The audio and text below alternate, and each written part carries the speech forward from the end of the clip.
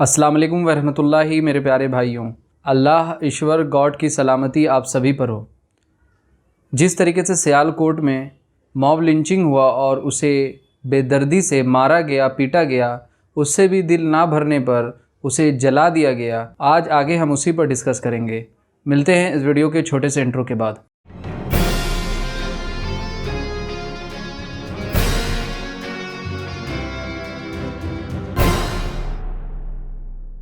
जिस तरीके से सियालकोट में मॉब लिंचिंग हुआ और ब्लास्फेमी लॉ लगाकर एक पंजाब के सियालकोट में एक फैक्ट्री के मैनेजर पर जिस तरीके से ये दर्दनाक इंसिडेंट को अंजाम दिया गया और उसे इतना पीटा गया कि वो पिटाई से मर गया, और उन राक्षसों का दिल नहीं पसीजता है और उसे जला देता है, जिसका वीडियो मैं दिखाना नहीं चाहता था, मगर कुछ ऐसे लोगों को मेरे राक्षस बोलने से थोड़ा तकलीफ़ होता है। तो आप इस वीडियो को देखें और आप ही फैसला करें कि राक्षस वर्ड छोटा है या बड़ा है। आप एक बार इस वीडियो को ज़रूर देखें।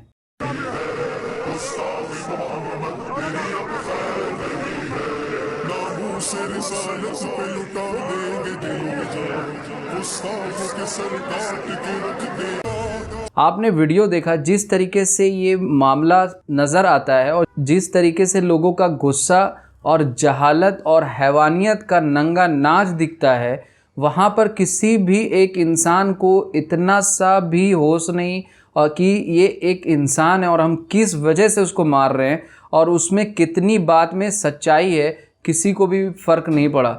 बल्कि उसको मार मार कर जब उसका पोस्टमार्टम हुआ तो पता चला कि उसकी 22 हड्डी तोड़े गए।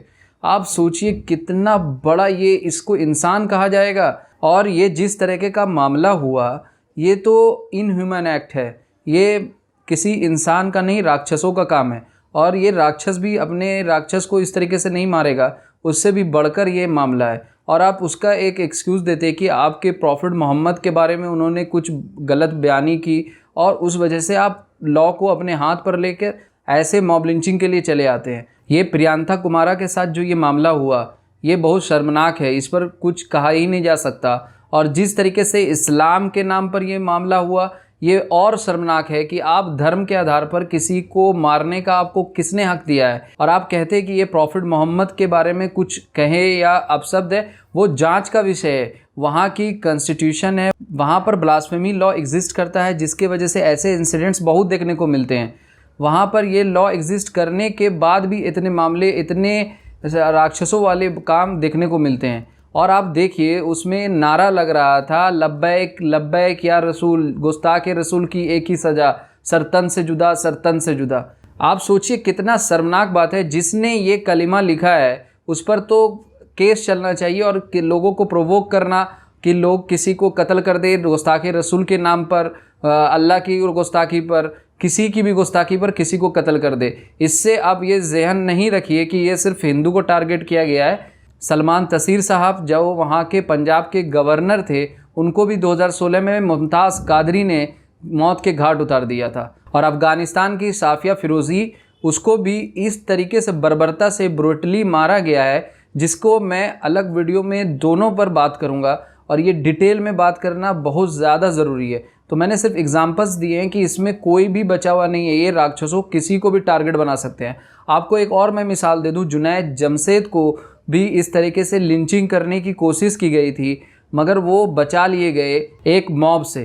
तो मुझे इस बात की हैरानी है कि जो यहाँ पर इस्लामिक स्कॉलर्स है, क्यों नहीं इनिशिएटिव लेते हैं और ऐसे लोगों को अकॉर्डिंग टू इस्लाम सबको फांसी होनी चाहिए। और ये इतना शर्मनाक हरकत है, ये मुसलमानों पर धब्बा है, इसको मुसलमान कैसे धोएंगे। और जब तक सारे मुसलमान फ्रंट फुट पर आके इसको कंडेम नहीं करेंगे तो ये ख़त्म नहीं हो सकता। मेरे भाई, आप अगर कोई भी, चाहे प्रॉफिट मोहम्मद हो या किसी पर भी, जब गुस्ताखी करता है, जो ऐसे मामले अगर हो जाते हैं तो वहाँ पर कॉन्स्टिट्यूशन का सहारा लेना चाहिए। आपको किसी ने हक नहीं दिया कि आप लॉ को अपने हाथ में लें और किसी को सज़ा दें। इस्लाम इसको, अगर मैं अकॉर्डिंग टू इस्लाम की बात करूँ, मुसलमान की मैं बात नहीं कर रहा, आप इस्लाम की और कुरान की जब बात करेंगे तो आपको पता चलेगा कि किसी भी इंसान को कत्ल करना या किसी को मारने से अल्लाह ने सख्ती से मना कर दिया। जब सख्ती से मना कर दिया तो आप ऐसे मामले होने ही नहीं चाहिए। और इसमें जो मौलाना लोग जो प्रोवोक करते हैं पब्लिक को, ये कितनी शर्मनाक बात है। क्या वो मुसलमान हैं? वो हैवानों में से ताल्लुक़ रखते हैं। आप इस चीज़ को समझिए। पब्लिक भी बुट टाइप की पब्लिक है, किसी को कुछ समझ आता नहीं है, इसको धर्म समझ लेते हैं। वहाँ पर जो पंजाब सियालकोट की पंजाब की सीएम है उस्मान बुज़दर साहब, उन्होंने ट्वीट कर कर बताया कि ये बहुत शर्मनाक मामला है और इसे नहीं होना चाहिए। ये शिद्दत पसंदों ने जो ये काम किया है इसकी हम पुरज़ोर मजम्मत करते हैं। तो ये मजम्मत करने से कोई मसला नहीं होगा। आपके देश में ये मामले होते रहते हैं, इस पर कोई लॉ बनना चाहिए। चाहे आसिया बीबी वाला मैं केस आपको बताया, सलमान तसीर जो वहाँ के गवर्नर थे उनको मुमताज़ कादरी ने जब कत्ल किया, और आपको जब मैं बता दूँ वहाँ की जब कोर्ट ने आसिया बीबी को रिहा कर दिया, उस पर कोई जो ब्लास्फेमी लॉ लगाया गया था वो गलत था, ये सुप्रीम कोर्ट ने बता दिया।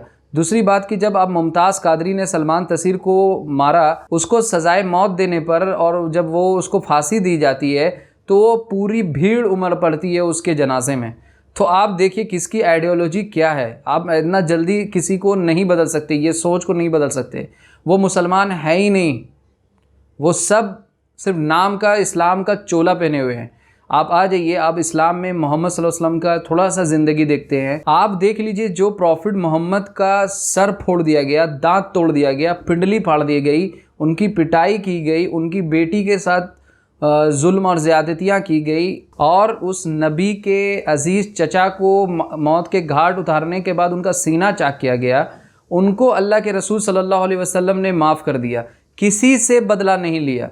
आप उस मोहम्मद के मानने वाले हैं क्या? आप अबू सुफियान का उठा लीजिए, जिसने सबसे ज़्यादा सहाबा को और जिसने अल्लाह के हबीब को सबसे ज़्यादा तकलीफ़ दिया, फ़तह मक्का पर अल्लाह के रसूल ने उन्हें 2 टोक में माफ़ कर दिया और उनके साथ अच्छा मामला किया और उनकी दिलजोही की। आप इस चीज़ को समझिए। आज सब अबू सुफियान रज़ी अल्लाह ताला अन्हु बोलते हैं, जब आप हिस्ट्री पढ़ेंगे तो आपको पता चलेगा कि सबसे ज़्यादा सहाबा का कत्ल करने वाला अबू सुफियान था।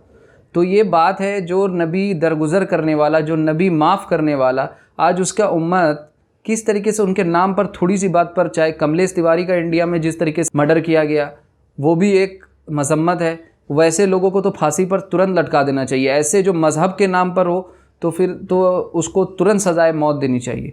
और इस पर तो लोग आज धर्म के नाम पर इतने लोग मारे जा चुके हैं हमारी दुनिया में।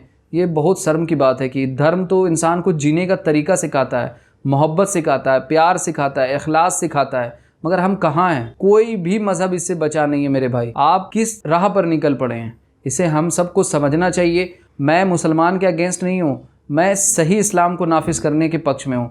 आप पढ़ें, मुसलमान का सबसे बड़ा दुश्मन उसकी जहालत है, और अल्लाह के रसूल सल्लल्लाहु अलैहि वसल्लम ने बार बार इस चीज़ की तंबीह की, इस चीज़ की ताकीद की कि एजुकेशन को फर्स्ट प्रायोरिटी दी जाए, और एजुकेशन ही हमारा राह रास्त है, होना चाहिए। और अगर आप कुरान की तालीम दे रहे हैं तो एक हाथ में कुरान तो दूसरे हाथ में लैपटॉप की तालीम होनी चाहिए। आप इस चीज़ को नारा लगाएं, ये हमारा स्लोगन होना चाहिए। इस चीज़ को समझें, हम सबको इस चीज़ से सीख लेनी चाहिए। और ऐसे जो मामला होते हैं हम सब का दिल दुखता है, और शर्म की बात है कि इतना बड़ा मामला जो सियालकोट में हुआ, इसे कोई ज़बान इसको रिप्रेजेंट नहीं कर सकता। ये दर्द है और मुसलमानों पर धब्बा है, बदनुमा दाग है। और जैसा मैंने वादा किया है, साफ़िया फ़िरोज़ी और सलमान तासीर पर वीडियो बनाएंगे इंशाल्लाह। उस वीडियो को डिटेल में आपसे डिस्कस करेंगे। आप इस तरह के जो मामले होते हैं, वहाँ की गवर्नमेंट जितने भी लोग इसमें इन्वॉल्व थे सबको सज़ाए मौत दे, यही एक इसकी सज़ा है। और इससे कम सज़ा तो मुझे नज़र नहीं आता। जितने भी लोग, चाहे 100 लोग थे, 200 लोग थे, सबको फांसी होनी चाहिए। ये इसी का ये जस्टिस है। और अगर आपको मेरे वीडियो में कुछ पसंद आया है तो मेरे वीडियो को लाइक करें, कमेंट करें और सब्सक्राइब करें। और अगर आपका कोई क्वेश्चन है या कोई मेरे लिए एडवाइस है, वो भी आप कमेंट के ज़रिए पूछ सकते हैं। आपस में भाई भाई बनकर रहें, एक दूसरे से मोहब्बत करें, धर्म के नाम पर एक दूसरे से भेदभाव ना करें, और धर्म के आधार पर किसी का भी जान लेने का आपको हक नहीं दिया है किसी ने, चाहे आप किसी भी धर्म से ताल्लुक़ रखते हैं।